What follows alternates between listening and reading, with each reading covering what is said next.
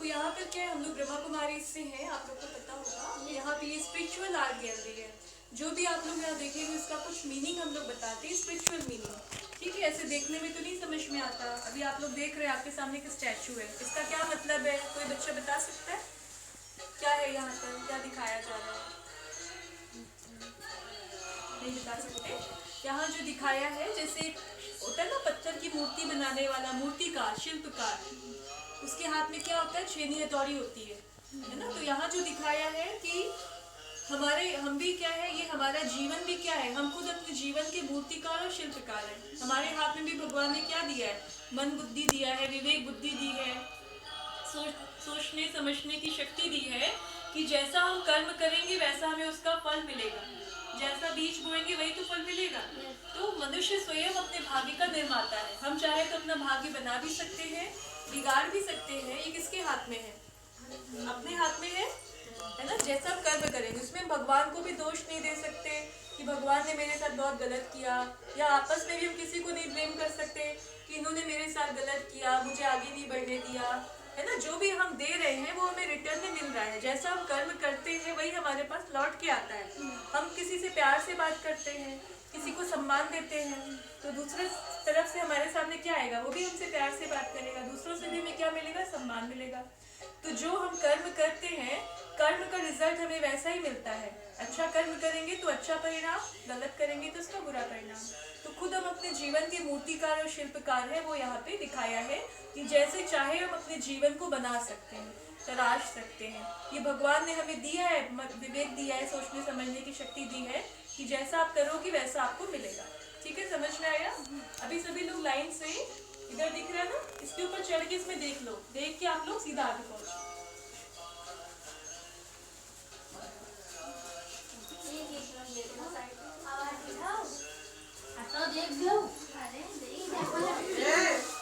देखा है ना यहाँ बाहर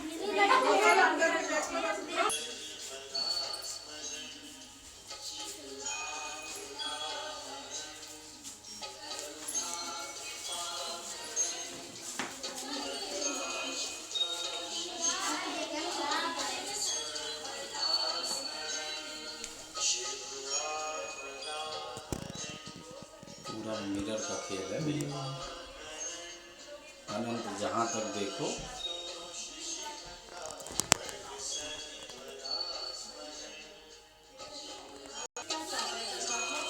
क्या बलि चढ़ानी, क्या अर्पण करना है अपने अंदर की बुराइयों को। जो भी गलत आदत है, बुराई है, वो वहाँ दिखाया जा रहा कि हमें कोई बलि नहीं चढ़नी है, लेकिन अपने अंदर की बुराई को परमात्मा में अर्पण करना है। यहाँ देखो क्या दिखाया है। जैसे जनरली हम किसी से भी पूछते हैं आप कौन है, तो क्या बताते हैं? अपना नाम बताते हैं, है ना। अपनी पहचान में क्या बताते हैं? मैं कौन हूँ, मैं अपना ये नाम है, मेरा ये पद पोजीशन है, या अपना जेंडर बताते हैं, मैं मेल हूँ, फीमेल हूँ, या इस धर्म का हूँ, इस जाति की हूँ, या अपना रोल बताएंगे। कोई कहता है मैं डॉक्टर हूँ, मैं इंजीनियर हूँ, कोई कहता है मैं माँ हूँ, मैं बेटा हूँ, मैं भाई हूँ, मैं बेटी हूँ। लेकिन ये सारी चीज़ें तो बाद में होती हैं, है ना। जन्म लेते ही कोई किसी को नाम मिलता है कि जन्म लेते हैं फिर पेरेंट्स नाम देते हैं। तो मैं कौन हूँ वो यहाँ दिखाया है। What is our true identity, original स्वरूप हमारा क्या है, वो यहाँ दिखा रहे हैं। जैसे खड्डी मांस का पुतला है, जब आत्मा उसमें प्रवेश करती तो उसको क्या कहते हैं? जीव आत्मा। मोबाइल अलग होता है, सिम अलग से लगाते हैं, ठीक है। कंप्यूटर अलग है, ऑपरेटर अलग है, तबला अलग है, तबला बजाने वाला अलग है, प्लेन अलग है, पायलट अलग है। वैसे ही हमारा शरीर क्या है? जैसे गाड़ी है, गाड़ी अलग होती है, ड्राइवर अलग होता है। तो हमारा शरीर अलग है। शरीर क्या है? जैसे गाड़ी। और शरीर रूपी गाड़ी को चलाने वाली मैं आत्मा रूपी ड्राइवर, वो कहाँ रहता है? यहाँ भ्रकुटी के बीच। गाड़ी में ड्राइवर कहाँ बैठता है? फ्रंट सीट पर आगे बैठता है ना। वैसे ही हमारे शरीर में आत्मा का स्थान कहाँ है? यहाँ पे भ्रकुटी के बीच।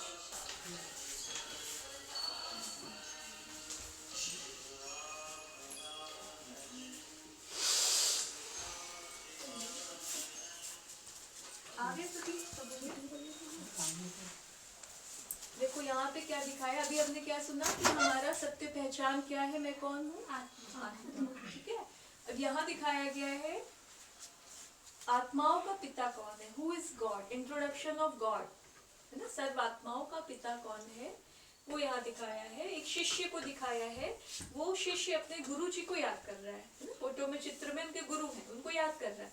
उनके जो गुरु हैं वो अपने गुरु को याद कर रहे हैं, उनके जो बड़े गुरु हैं वो अपने इष्ट को याद कर रहे हैं। हनुमान जी ने किसको याद?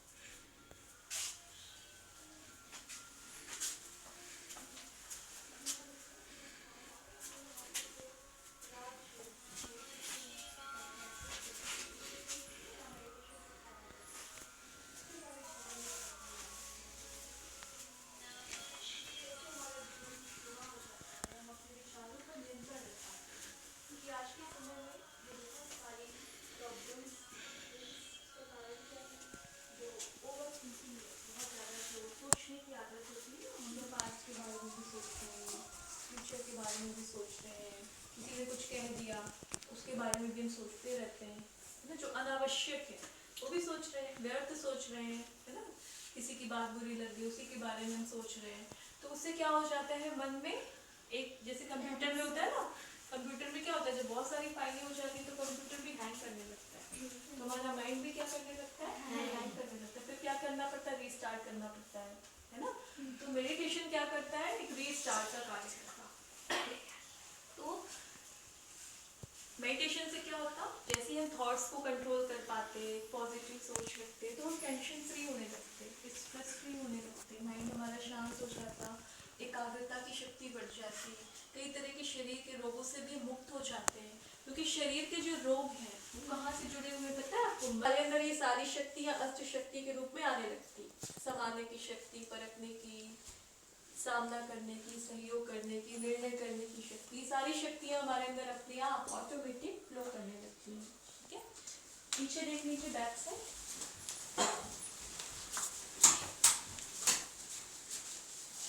यहाँ पर दिखा रहे हैं कि भारत में एक ऐसा समय था गोल्डन एज, है ना, गोल्डन एज सभी देख रहे हैं, वहाँ पे देवी देवताएं रहते थे, बहुत सुंदर दुनिया थी, वहाँ सुख शांति थी, पवित्रता थी, कोई दुख नहीं था, है ना। ऐसी दुनिया जहाँ दुख ही नहीं है। धीरे धीरे कलाई कम होती है, सतयुग से आते हैं त्रेता, हर एक चीज ऐसे चक्र से गुजरती है, सुबह दोपहर शाम रात होती है।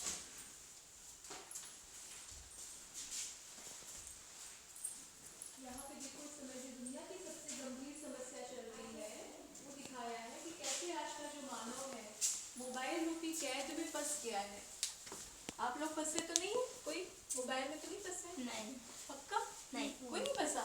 नहीं।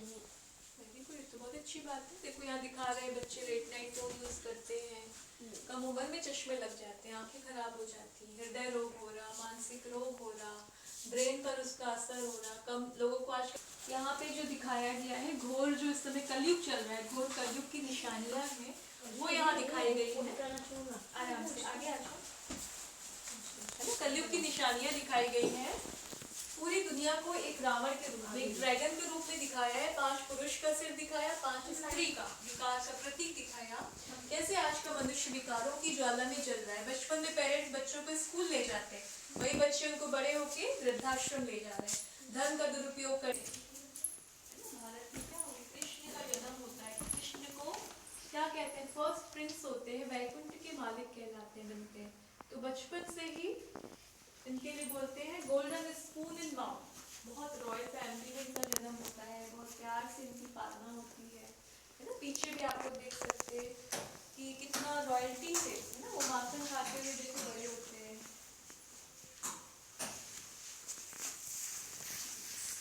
खाया कि वहाँ कोई पढ़ाई का भी लोड नहीं है, वहाँ तो एंजॉयमेंट है, एंटरटेनमेंट है, झूला झूलते हैं, डांस करते हैं, है ना। शेर और गाय भी एक ही घाट का पानी पीते हैं, वहाँ कोई हिंसा नहीं है, खुला देखते हैं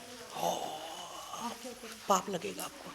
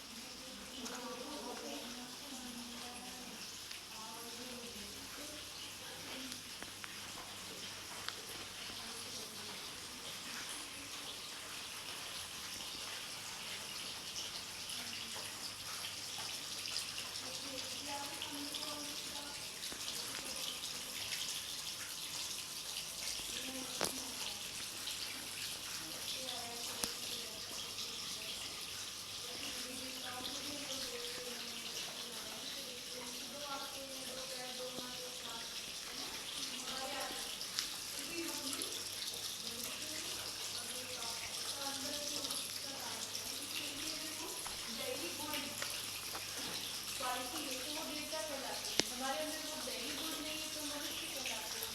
तो उन्होंने भी तो कुछ ऐसे कर्म किए ना, अच्छे कर्म किए तो इतना अच्छा पद पोजिशन मिला उनको, गद्दी पर बैठना जाकर उनके हाथ जोड़ते हैं। तो अगर हम भी श्रेष्ठ कर्म करें तो क्या हम भी ऐसे नहीं बन सकते, मनुष्य से देवता बन सकते हैं ना। तो उसी के लिए यहाँ पढ़ाई पढ़ाई जाती है पूरे ऑल ओवर वर्ल्ड में। ब्रह्मा कुमारी उसको जानते हैं कि गाँव में, वहाँ तो आप लोगों को शॉर्ट में बताती हूँ और डिटेल में हर जगह के ब्रांचेस होती हैं। आप लोग भी बच्चे हो चाहे बड़े हो कोई भी, है ना। एक कोर्स होता है, मेडिटेशन कोर्स बोलते हैं, 7 डे का निःशुल्क फ्री, उसमें आप लोग जाके कोर्स कर सकते हैं। उससे बहुत अच्छा ज्ञान दिया जाता है, कैसे मेडिटेशन करें, कैसे मन बुद्धि को भगवान के साथ कनेक्ट करें, आत्मा रूपी बैटरी को चार्ज करें, हर सिचुएशन में हर परिस्थिति में कैसे हम पॉजिटिव रहें, कैसे हम खुश रह सकते, शांत रह सकते, इसी के लिए ज्ञान दिया है। तो आप लोग जरूर कोर्स करो, है ना। अभी अच्छा लगा सभी को। हाँ।